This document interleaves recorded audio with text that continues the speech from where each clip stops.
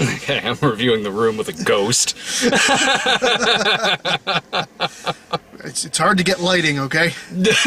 So, No, we were joking whenever we were doing some of these in Sarah's car. We were joking about how long it took us to figure out, we could turn the light on our phone and just put it behind the camera. well, So we figured, yeah, light on the steering wheel. ooh, Fuck yeah. yeah, man. That works, man. Yeah. Well, my battery dies, but then... Don't worry, we got mine. And then that good. battery will And then die. that battery will die. And we still wouldn't have gotten to the movie at that point. We're now the 8th millionth video online to be talking about The Room. Yeah. So we're still pioneers, is what it is. Probably the 3rd one on the site. I don't know. Yeah, Been in some crossovers, and it was the Brad and Jared that was about The Room. Right, yeah. It's well documented that this movie is just genuinely terrible. I think there's enough media out there that we can safely put that to bed. It is, man, I haven't seen this movie in a while. I haven't seen it since, what was that, 2009 maybe? That's when it blew up as being like, oh my god, this is the worst movie ever, you have to watch this worst movie ever. Yeah. And I was like, I'll be the judge of the worst movie ever, and yep. That was like 2009, I think? Whenever it got, whenever... Because 2006, 2007 is I think when it actually came out. Wasn't it made like early 2000s or something like that? Like 2003 or 4 or something like that, and then it didn't actually... Well, the reason I think it's that time frame is that's when the first time I was working in L.A., and there was a billboard on Highland Avenue that I drove by every day. Really? And it was just his hideous face. Yeah. Doing that, This had billboards, wow. But it didn't say anything, it just said The Room. Yeah. And it said, like, now available. And it was just that face. That terrible. Is this some one-man show? I had no idea what is going on here. I had no idea what it was. It was just me neither. Because it was just. I mean, I'm just there's movie billboards everywhere in LA, so I'm just driving home and there's just this hideous face and it says The Room. So I never paid any attention to it other than I saw it every day driving home for a while. So but I don't think there were billboards anywhere else. There wasn't any around here. Oh God, no. No. As amazing as that would have been. You're right. Yeah. I saw this for the first. Again, other than the billboard thing, I didn't really know what it was other than hearing its name spoken every now and then, and the DVD and the box art for it and things like that, and his face on there, and The Room. In my head, I'm like, is this just some kind of monologue movie? What is this? I don't know if I really want to see this. It does. I mean, nothing. I don't even know what the type of movie. I mean, having seen it again and really watching it. I don't even know what the hell it's about. I mean, it's not a drama. It's not. I mean, there's nothing. Oh, it's a drama. Well, it's but in the loosest sense of the word. Oh no! If you hear him talk afterwards, it's total intentional as a comedy. Of course, yeah, right. Of course, it is. I saw it. It was like me, Brian, and Sarah watched it one night several years ago. Yeah, probably 2009 or something like that. I know that Adult Swim had showed it for April Fools or something. Yes, that's right. That was about a little after, when it started really blowing up because it was online. Because I remember, my first exposure to it was somebody sent me the link of the early flower shop scene. Oh yeah. Somebody sent me that, and they were like, hey, you're a movie guy. This is the worst movie I ever made. And so I watched that scene. I was like, that's okay. It's fantastic, is what that is. I mean, we were talking about this on the way out. It's not even oh man, that's bad. It's more this is fascinating. It is. It is an incredible anomaly. It's like finding a rare black hole in space. You just have to study it. It's not that's stupid. It's no, we must get top men and study this because it's just incredible. Well, I think that's why it stuck around for so long, because it certainly isn't it's certainly not a oh no. Oh, easy. Oh, steady girl. Steady, easy. It's certainly not a flavor of the week, flavor of the month bad movie. It's certainly not something that just kind of came and went and whatever, it's stuck around. I mean, here we are at another Rifftrax for it, when Rifftrax has certainly done this before. There are still spoof videos of this thing. Hell, Doug just interviewed Tommy Wiseau recently over on Channel Awesome. I mean, it still gets around. I mean, it's still a movie that's talked about, and seeing it again, it's very popular. I mean, there are screenings of it. We as a note on like our own future plannings, we're trying to plan like doing a movie screening, like a live movie screening, and one of the things we tried to get was The Room, and like we couldn't get it. Yeah. So I mean, like, you know, it's really popular. Oh yeah, it's still like playing all over the place. It's shown in Bloomington. It's shown in Champaign. Ed and Allison have gone to see it out in Champaign, and when I saw, I think I might have seen like a clip of it or something like that, like when Adult Swim did it, and I probably didn't even know what it was. I think it was just like, it was some stupid Tim and Eric thing, whatever. Right, yeah. And I might have saw more about it like around when like Allison did her video on it. I probably started watching that and then stopped and went like, okay, I really probably should see this movie. And then we got together and watched it, and it's I mean, it's kind of what anything you could say about it. It's certainly been said before. It certainly is like if just some being from outer space just came and decided to take on what they thought a melodrama would be. Right. That's the movie. That's the movie in a nutshell. It's kind of, when you look at the scenes individually, it certainly does feel like this is a lot of like porn scenes without the porn. If this had been, but then sometimes with really bad porn, with bad sex scenes. Yeah, there's like 4, 5 just terribly long and drung out. But if like this actually did have like a hardcore pornography in it, like it would, it would be like, okay, this is kind of fitting along with some like maybe like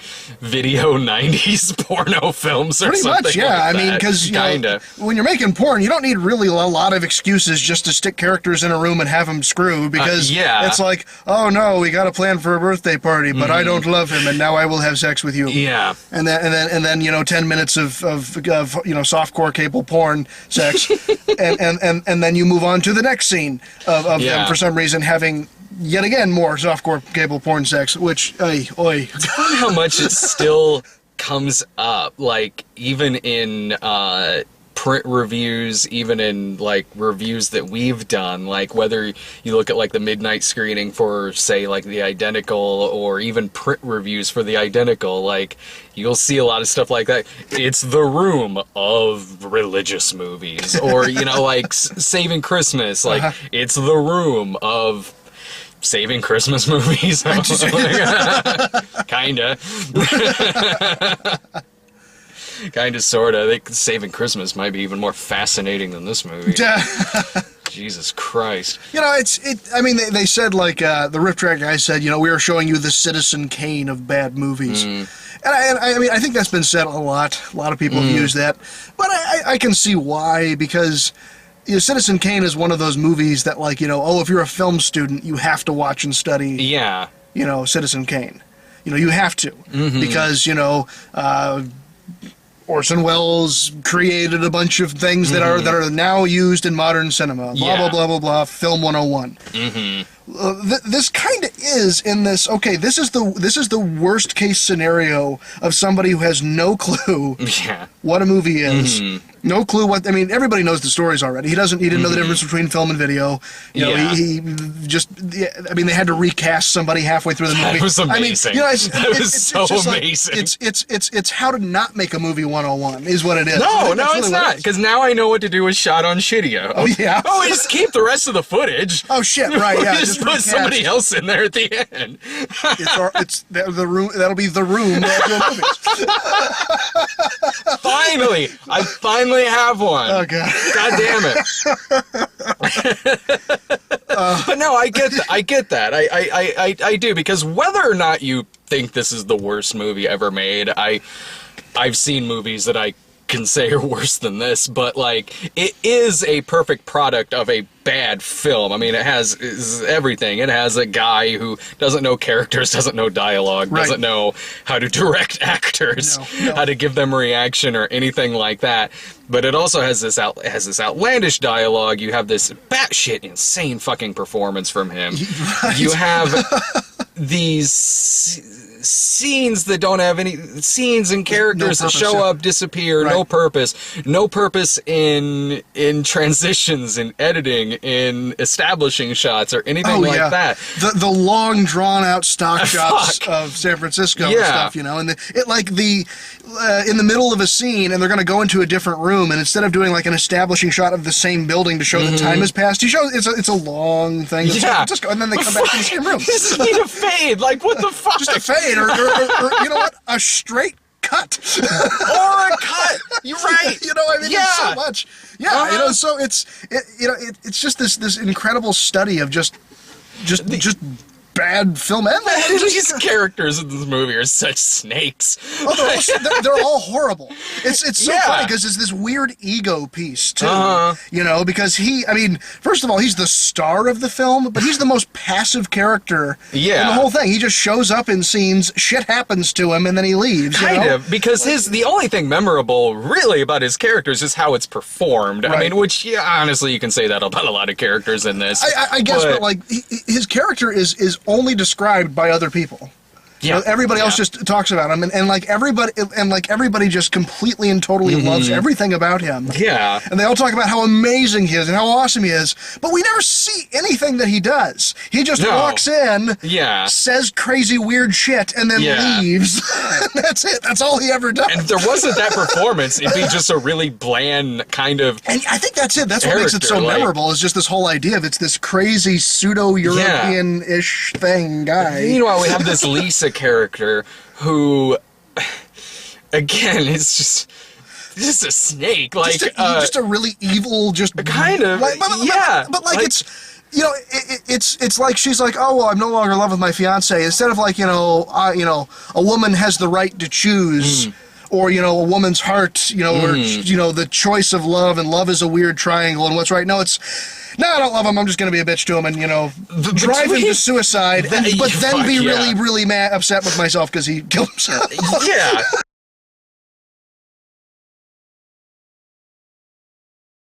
Between that and just how there's no okay, like, yeah, I mean, that certainly describes the character in a nutshell, but then there's also just things that just simply don't work, because one minute she's perfectly fine with him in any scene she's in, and then she's being really evil, talking about him to her mom, saying like, oh god, I hate him, he beats me, he got drunk and beat me. And then in the same scene is like, oh, but he's so great, he takes care of his friends, everyone loves him. Yeah, everybody loves him. And then it's like all her friends, even when she's describing, oh, he hit me, they're all like, but he's so good. But he's really good. Instead he takes of being like, you know, holy shit, he hit you? Yeah. I don't care how good he is. I don't care if he, you know, fucking mentors the creepy little shit upstairs. If he hits you, that's bad. No, they're like, oh, he hit you, but he's a good guy. Yeah. You know, he's a really good guy. You know, I mean, clearly we're not going to, I mean, we either just don't believe you, or we believe you and we just love him so much that it's like, it's okay that he hits you, because you got to be with that. Which makes sense given the kind of personality she has, because she has that kind of reaction to her mom saying she has cancer.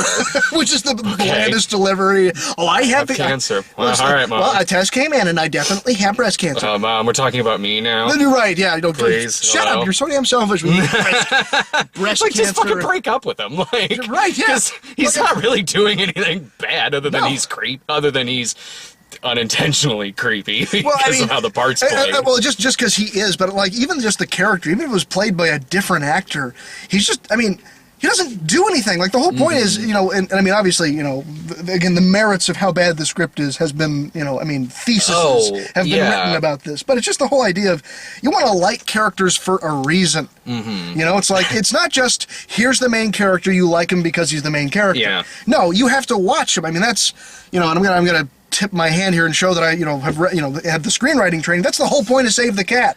You know, that the screenwriting book, Save the Cat, is you give them a reason to do something where they, you know, either literally or figuratively save a cat, and you're like, okay, he's a bad guy, but he saved the cat, so that's why I'm going to watch the movie about him, or something like that. No, it just, he's Tommy Wiseau, and he's going to walk in there, and he has sex with this woman in disgusting visuals.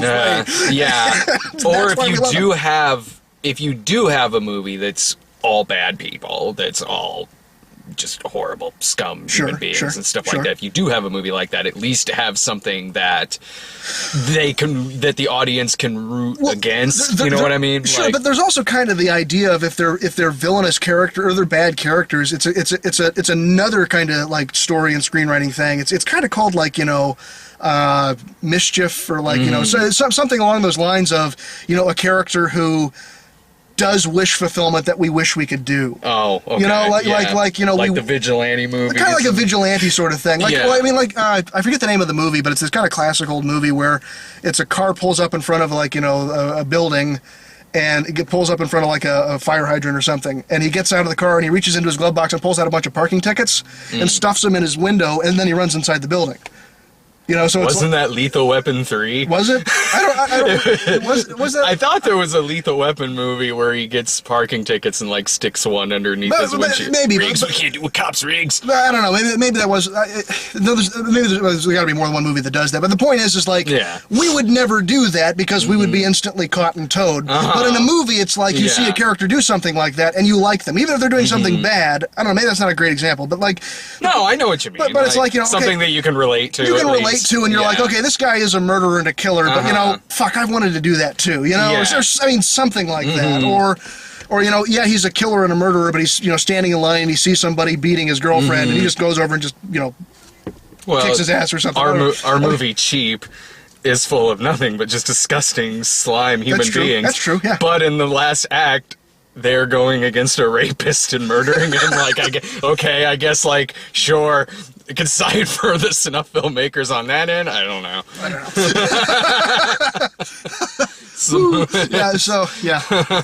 But yeah, that's. I mean, so yeah, you've got all these characters and no reason to like them, other than they're the characters in the movie you're watching right now. Greg Sestero's best character in the whole movie.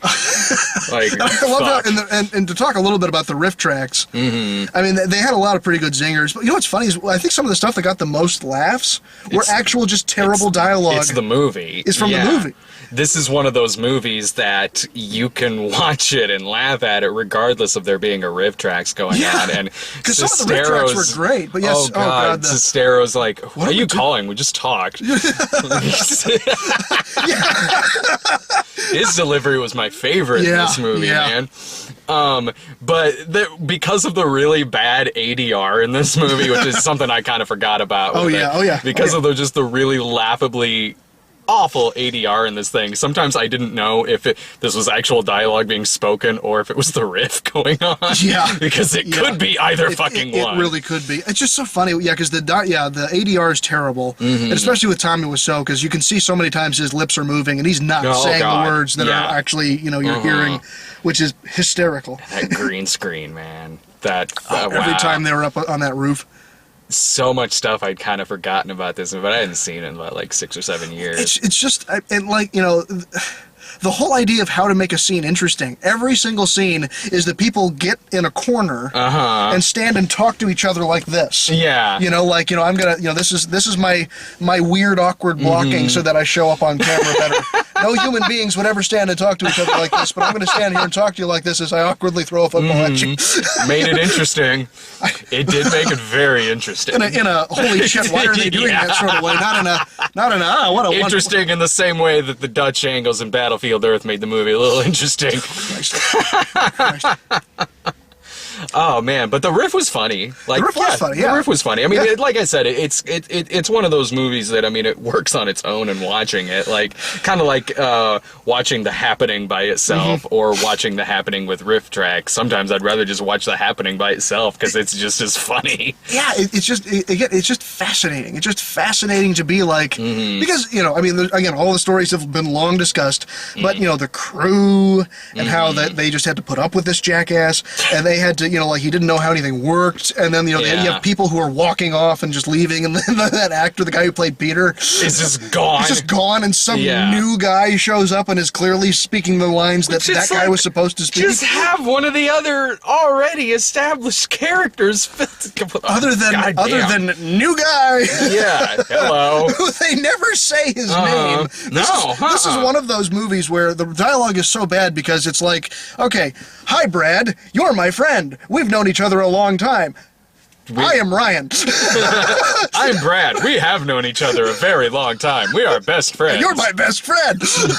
I like watching movies that we review for your site, The Cinema Snob. It's a popular website. It is very popular. Let's do this again soon, shall we? See, who gives a shit about exposition? We just told you everything you need to know. Exactly. That's brilliant writing. You don't have any more questions. Fuck. God, it's just full of that. But then that one scene, once that guy comes in and he's the new guy, that stops. Whoa, what is going on here? Well, no, they never say, because they're always like, oh, hi, Lisa, or hi, this, or this. They always say each other's names as they walk into the room. Except when that new guy takes over for the Peter role. They stop calling him Peter, because even though that's clearly the only missing character is Peter. The one guy who had too much shit and just left. But so much, which is amazing because like so much stuff is just repeated in this movie, beyond the names which are repeated every other fucking line. But also like I'm fucking his best friend. I don't love him anymore. That's right. He's I want to break up with him. But he's such a good guy. But he's such a good guy. You should stay with him, honey, because of the money. And my God, it's the same scene like 5 or 6 times in this movie. Oh man. Shit. Oh God! And it's hilarious every single time. It really is, and it's just this beautiful train wreck. Yeah, that is impossible to look away from. And it's still funny. I mean, so many of those like lines and moments of the George Sestero moments of those terrible. And they're doing what are they? It's kind of funny that they're calling the 4 movies that Rifftrax is doing this year. They're calling the crappening. Is that it? The crappening, which is kind of funny because one of the movies isn't the happening. Right. Yeah. I kind of thought that's where I was going. Yeah, that'd be great. Yeah. But we got to see in the preview at the very beginning of it. Yes. It's so awesome that has made it into like the promos when Sci-Fi did it back in the day. One of the commercials that Sci-Fi did. Guy. You know, you had me in there, and then now they've got me here on the previews. I wanted to stand up and go, Shut up, asshole! You got a text from Ed too. Like, I saw you on the big screen. When they first showed the preview for it, I was in the bathroom right before it started, and you came back and were like, I was on the big screen. And at first I was like, fuck, this is now the second time in a row I've missed somebody on the big screen at one of these Rifftrax events. The preview with you, and the last one we went to go see, you could see Lewis in the audience. Oh, yeah. I missed it, but then they showed the preview again. Yeah, they showed it again, so then I got to see me doing the Trident thing. Is that on your IMDb now, Trident guy? It has actually been updated to say Trident guy. Fantastic. So one of those wonderful people out in the internet land have set the record straight. Fuck yes. Fuck yeah. So they're doing the next one, is Sharknado 2. Then Miami Connection. Yes. My God, I am excited about that. Yeah. That movie is a fucking masterpiece. Holy fucking shit. I'm a little late in the game on that one. I only recently saw that one for the first time, and oh my God. I can't wait to see it for the first time, because I've not seen it. Dude, I can't wait. I cannot wait. Well, I waited a long time because I wanted to wait till I did a snob episode on it, and I did one not too long ago. Man, did that movie live up to expectations? Jesus Christ. It's basically like a Godfrey Ho movie if it was an entire movie of the Godfrey Ho parts without the stuff that's spliced into it, and it's just the slightly better movie that he's spliced around. Oh man, it is, and it is fucking magical. I cannot wait. That is. And Santa Claus and the Ice Cream Bunny. That's the fourth one. Yep, that's the fourth one. I haven't seen that one. I know nothing about it. I know a lot about it, but I just never gotten around to seeing it. That's a popular riff that they've done before. Is it? Okay. Like so when I did Fun in Balloon Land, like it got slightly compared to Santa and the Ice Cream Bunny, so I can only assume that it's fucking horrifying. That sounds amazing. I can't wait. Oh man. Fun in Balloon Man. Shit. But this is I know normally when we do these it's like the last time that they're doing it, so where I was like, well, but we're at the first screening for it, and they're doing it again. What's today? Wednesday? They're doing it again next week. Well, they're rebroadcasting it next week. Cool. Which this is a Patreon video, so if you see this next week, gotta subscribe. We want money, so we can send more people to go see movies like Hot Pursuit. Damn right. We suffer for your entertainment, and we love it, and we love you for it. I needed a laugh today, man. After watching Top Dog. Go check that video out, because that... Top Dog? Yeah. Oh, yeah. Check out his Top Dog. He was telling me about it. Oh, fuck me. Boy, was that movie worse than I remembered. I remembered it being bad. Fuck. I would rather watch The Room. Like, at least The Room's like... It's an entertainment value, I guess. Well, it's like the difference between something like The Room and what is just a bad comedy. Because something like The Room's going to be funnier than something that's just a bad comedy. Which is why, I wish Tommy Wiseau did something else like this that was genuine and not... He has done another movie, he's done stuff that's very self-aware. Well, I guess, he did do it. Yeah, didn't he do a documentary before this? Like it's like something about the homeless or something? No, it was after this. Oh, it was? I'm pretty sure it was after this, okay. Yeah. He also has his own line of underwear. Which just... I don't even wear underwear and I'm buying that shit. It's alright, I got my adult diapers. It's all good. Good. Can't get her over the leather seats. These are leather seats, man. No, God, he has his own line of underwear. That's where he's branching out. They showed the preview for it at the end of this. They ended the movie by showing his commercial, which clearly he shot and directed that commercial. Yes. But yes. It was better shot than the movie. It was better shot than the movie. But yes, he has his own brand of underwear now. It looked like very fine underwear. I guess so. If you're hooking up with a girl who doesn't mind you're wearing underwear that says Tommy Wiseau across the crotch. Right, yeah. Why not? Hopefully she doesn't know who that is. Otherwise she's going to think you're going to fuck her in the hip. It's going to be a weird night. The hip dick. Good Lord. Oh, God, yeah. Yeah, just a weird freaking movie, man. Well, and it's like I said, the other stuff that he's done aside from this, a lot of it, I've seen some of it here and there, but it's just, I don't know, there's just something better about it when it's just genuine versus something that's self-aware. Not that self-aware can't be good. That can be fine. It can be good, but it's really hard to do that. It's hard to do that well. Mm-hmm. super self-aware. It's hard to do it well when you're coming off of doing something that wasn't self-aware. Very true. Yes, very true. Yeah. So tomorrow is Ex Machina and Hot Pursuit. And for those watching this next week, Mad Max, I believe. Mad Max. Fuck yeah. I don't know what the fuck is opening opposite Mad Max. Who cares? I don't care. I'm going to be a fucking Mad Max. Right. Later. Right. Bye-bye.